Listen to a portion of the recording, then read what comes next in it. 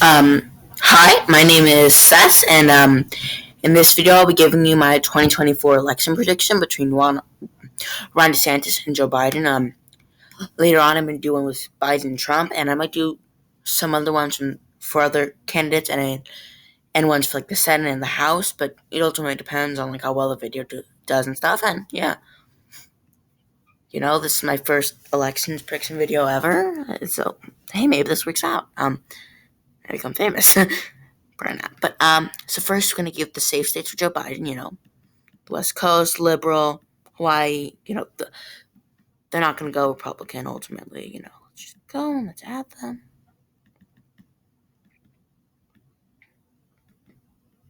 No, not Pennsylvania. No, not safe.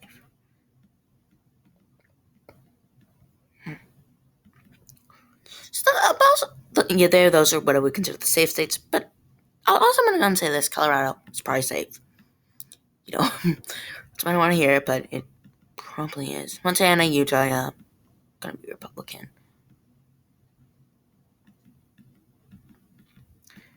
So these are just the safe states, I'm going to give South Carolina a likely margin because, well, it's definitely going to the Republicans. I mean, you look at the last election, it only went by 11.7. It's, been the likely margin for a while. It'll probably be the likely margin, but definitely Republicans are winning it, which is why I'm categorizing it right now. And okay, so these are all like swing states. Okay, so I'm going to say this. Following the results of the 22 midterm, they definitely Democrats should be hopeful because those results are very good for them, ultimately. However, if the Republicans do get their act together and they nominate someone like DeSantis, who can kind of mitigate some of those election denials and concerns, it's definitely going to be bad for Democrats. Now, it's not going to be all bad for Democrats. They still have a chance of winning, obviously. But it's like, it'll be significantly less than if the Republicans nominate someone like Trump.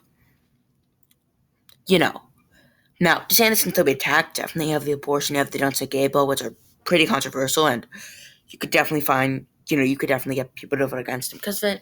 So ultimately, it's not lost Democrats, but this isn't their ideal scenario. They prefer to go up against Trump. Okay, so then, look, you got Iowa and Ohio. They're far from being swing states. They're likely states. Democrats might be able to make a play for them, but probably not this year, and maybe never. And then you have Florida. Now, Florida, DeSantis won by 20 percentage points, and I don't think he's going to replicate that margin this election, but he could easily replicate like a 10% margin. I will say, what is concerning for Democrats is how many swing states have gone from that to really strong the Republican, like Ohio, Iowa, and Florida. They used to be really swing states. The Democrats kind of need to get out there because to expand their electoral map, make it more valuable to win. But they're probably not going to get out there in this election now. Then you have the Southwest, so New Mexico, probably likely margin, Democrats can never get the vote. The Republicans can occasionally make a race somewhat competitive, but not that competitive. Usually still a likely margin, just a low likely margin. So ultimately, Democrats are going to win their likely margin. Not going to be that much interest there. New Hampshire, Maggie Acid defeated Don Bolduc solidly. And although Kristi Noem won by a lot, let's be realistic. Sununu is no DeSantis. DeSantis is no Sununu. They're just much more extreme.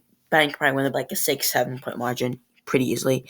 And they have Maine as a whole. Biden can also win by a 10 percentage margin, do well. But Maine's second congressional district, it used to be pretty solid for Democrats. Now it's pretty solid for the Republicans. Probably a plus 10 point margin for them. Not gonna be much interest there. Now Alaska, it's been narrowing up. I know you might be surprised. Swing state margin, but if we look, you see, it went to Trump by only 10 points, and even 2016 was still like margin. Democrats will probably be able to make inroads there. In fact, they've already have. The representative for Alaska is currently Democratic. Now, I don't think they're going to win the state. Obviously, I still think they're going to by a likely margin, which is more in the vein of 6% over last time, which is 10%.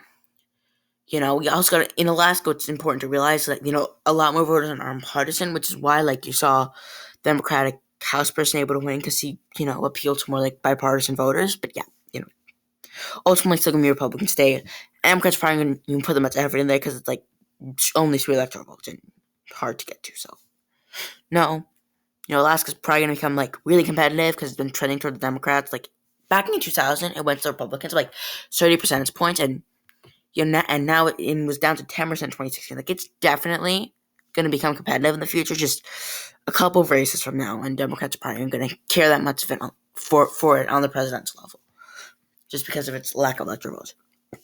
That was a mouthful. Okay.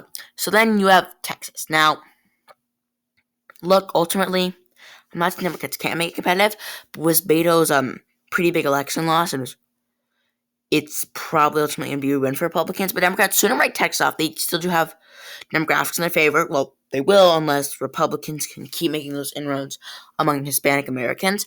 But ultimately, that's to say Republicans are going to win this election. But Democrats should put effort into them because they can ultimately make it competitive if they put in a lot of effort to it, There are a lot of states that seem out of reach of both parties, but if they keep putting in effort, they can flip them, Yeah, not probably not going to put as much effort as they could or should, arguably, just because, they want to focus on the really competitive states, but yeah. Okay, so Virginia went to Democrats. I mean, you do have the Republican governor, but ultimately, that was a wave election year. He was, I believe, more moderate, but it's just going to be an easy victory for Democrats, like a plus 10 margin. Then you got Minnesota, like a plus 6-5 margin. Republicans could definitely make competitive, especially considering long-term demographic trends are not helping the Democrats in the rest of but ultimately, probably not for this election. Their main focus should probably be on Wisconsin, Michigan, and Pennsylvania, because those are the really competitive states. And I believe we characterize all the light states. These are ultimately what you could expect. Now, ultimately, I think DeSantis could probably pull a narrow victory off because, he could maybe get some of those anti-Trump Republicans back into the column, and he could nearly pull a victory, but definitely Democrats could attack him, and it's far from lost for them. Okay, so North Carolina, I mean, look, it's probably going to be, it's definitely going to be decided by a likely margin. I don't really see a way around that. Probably by a 3% margin. But yeah, Democrats can have to be competitive in there. In fact, they have a Democratic governor there, but just not this election, most likely. Now,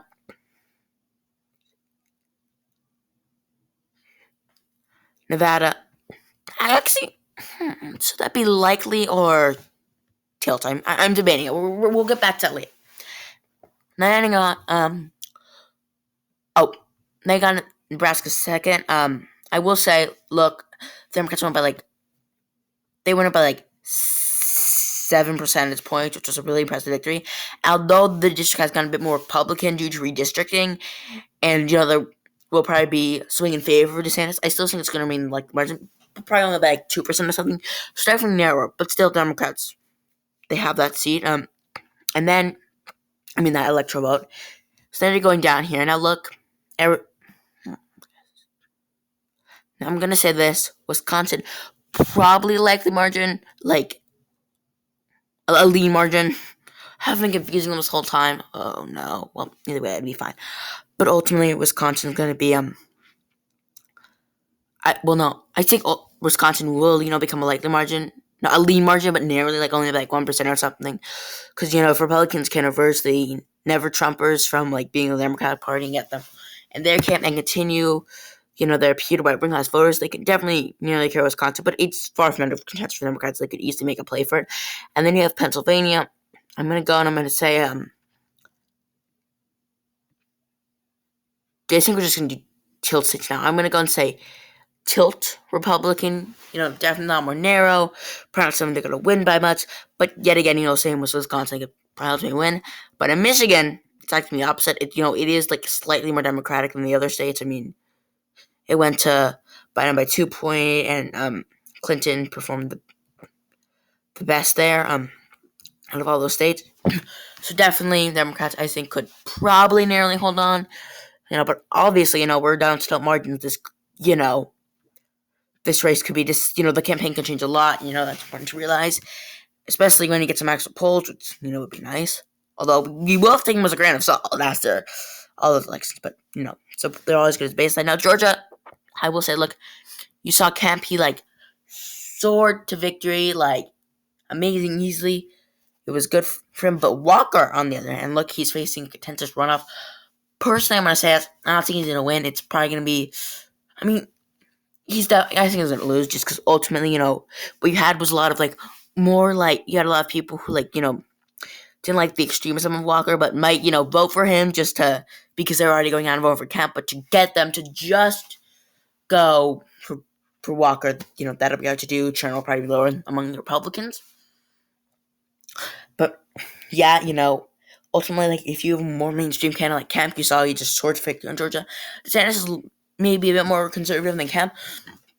Excuse me, but he's no election runner. He's no Walker. I think he could tilt, and it was a win in Georgia. So winning the president. And then you got Nevada. Ultimately, I think what you see in Nevada is that polls underestimate Republicans. Democrats can usually nearly eke out a victory. Maybe that's less true in governor's races, but I'm speaking more of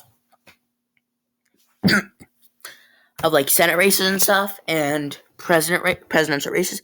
I think ultimately Democrats, the Reid machine, as they'd say, I think Democrats can hold on there. And then got Arizona. Now, look, they've kind of sold this a bit. They've kind of rejected many more extremist Republican candidates, which what made them play. But now DeSantis isn't as extreme. But I will say I think Democrats can narrowly leverage out a victory in Arizona. So yeah, this is my presidential election prediction. With DeSantis winning, however, things could very easily change if Democrats can paint DeSantis as some sort of extremist, which you could argue he is. It could definitely change. But if inflation gets worse and Biden seems really old, then you could see Republicans competing better. But ultimately, this is my final presidential election map, and yeah, I'll be coming out with one with Trump and Biden, and I hope you enjoyed this video. Please like and subscribe. It takes you a second and it helps me out so very much.